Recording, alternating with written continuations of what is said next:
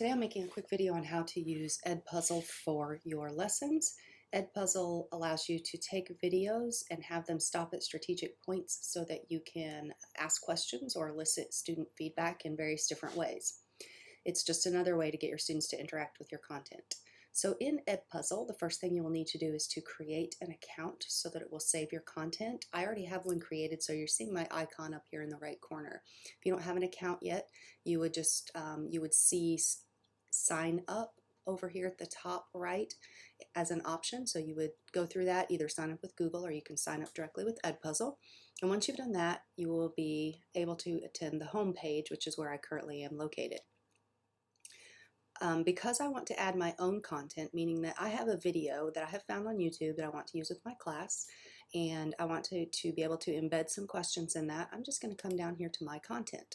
Now you have two options.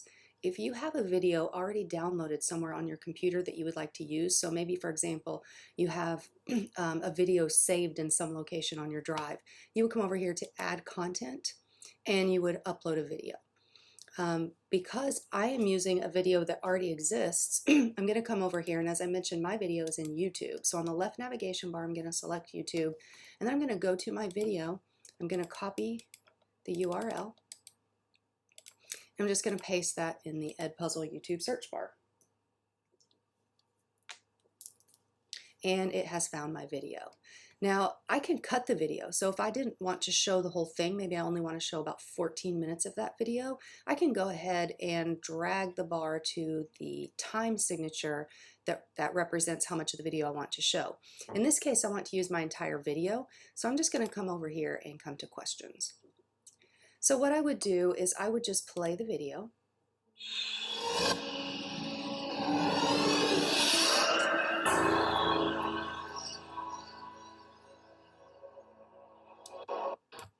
And I'm just going to fast forward a little bit. Now, when the video gets to a location that I think that I want to add a question, I would stop the video.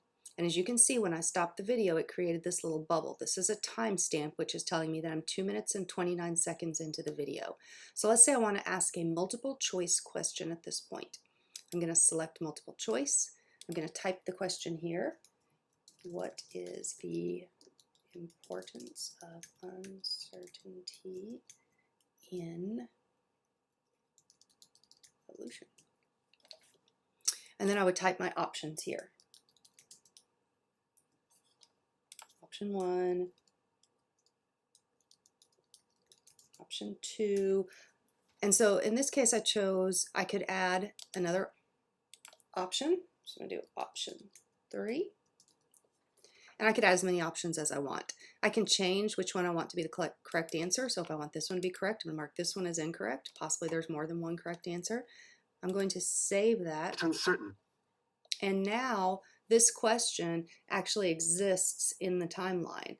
And I can see that if I rewind and let it play. Our dreams, the clothes we wear, falling in love, everything begins with perception.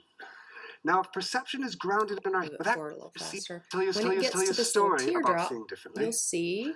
And all new perceptions begin in the same way. They begin with a question. The problem with questions is they create uncertainty. So when it got to the portion that I had chosen the video to stop, you'll notice the video stopped. The question will pop up for your students. The question will actually, for them, it will pop over here in larger type to the right of the video, and I'll show you what a completed one actually looks like. So if I wanted to add additional questions, I'm just going to play again. Uncertainty is a very bad thing. I can, oops, I moved the wrong one. Bad thing. I'm going to fast forward the top. Scientists said small children could make a useful contribution to science. Okay, I'm stopping again, so let's say that I want to add an open-ended question. So here I might type a question that's going to require the students to do some sort of analysis about this video. So I'm going to say something like, how is play like science? And this comes from this video. I'm going to save that. And the students would have the opportunity to respond to that. Here's a little preview of what the question looks like. How is play like science? Students would type here. So then I can continue. And the teacher said kids couldn't do it. So we did it anyway. Right? Of course. And another option that I would have, let's say that I'm going along, so I'm dragging my bubble just to fast forward a little bit. You would probably be playing through the video. I want my students to be paying very close attention at this point because I think something really important is about to be said about this video. So I can add a note to this video that might say something like, pay close attention. Your next question is based upon this very important information. Save. Discussion is who. So maybe I'm happy with that. Discussion is who cares, right? That's a science paper. And I'm going to go ahead and stop it. I'm going to hit finish now because those were the questions I wanted to ask with this video. So now that's finished, and there are a couple of things that I can do with that. I can copy this link directly and put it in Google Classroom or put it into a Google slide deck. If I go now that it's saved to my content, I will see that that video is saved there. So what I want to do is I'm going to open this because I want you to be able to see what it would actually look like in the student view. See, the students have a large screen. I'm going to play the video. And I'm going to go ahead and fast forward. Can we ever see differently? Now, I want to tell you a story about seeing differently. And all new perceptions begin in the same way. They begin with a question. The problem with questions is they create uncertainty. Now, uncertainty is a very bad thing. It's evolutionary a bad thing. So it stopped the video, and this is what the students would see.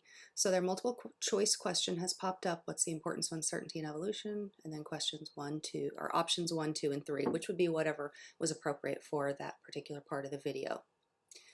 So at that point, after they've answered the question, apparently I got lucky. You'll see they have options to rewatch, so if they missed it, they might want to go back and do that again. They could skip it and have to go back to it. So right now it's telling them they have 100%. So that's just a nice way to get your students to be able to if you're not sure that's with a predator, it's too late. Using EdPuzzle. There are a few more things that you can do with that, but this is just a getting started video for those of you that haven't used this tool yet. I hope that's helpful, and please let me know if you have any questions.